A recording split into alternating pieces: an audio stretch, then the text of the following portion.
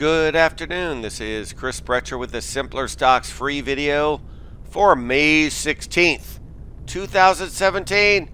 Guess what? New record on the S&P and NASDAQ today. As you see on here, it was a tough slogging earlier in the day, and I'm telling you right now, they're making it very difficult, whoever they is. Why do I say that? Because look at the ESs in here. Right when they look like they broke out right here, then you get that little reaction. Now you look like you broke out, and then you have that little reaction. They're making it very difficult in here. But by the end of the day, net up. ES is near their high for the day, up 1075. In here, let me go in here so you know what we're talking about. You had the NASDAQ up 1250 today. Really not doing much. The normal stalwarts like the Apples, the Teslas, the Facebooks, not acting great today.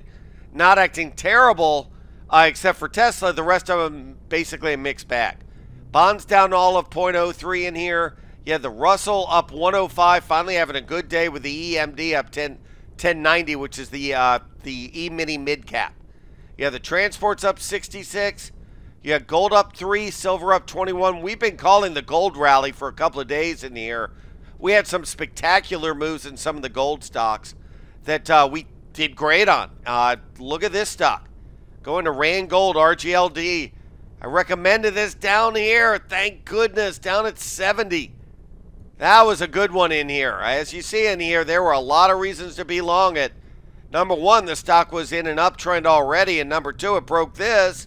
And it formed a bull flag. Worked really well. A lot of the email alerts we had worked great in there. Today, dollar slightly down. Crude oil having a good day, up 107 on some OPEC news.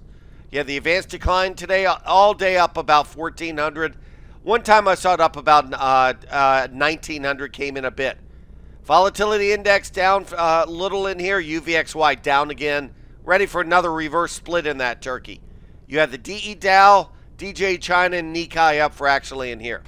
So to let you know in here why today, by the way, where the bonds only down fourth, the market was up. A lot of people think bonds should get torpedoed. Look at the wheat. Look at corn. When the commodities get trashed, usually the bonds don't get hit as much as they could. Remember, the way I look at it, bonds definitely are the most affected by inflation. Number two, gold. Gold is an inflation hedge. It protects against inflation uncertainty. Bitcoin reflects against geopolitical uncertainty.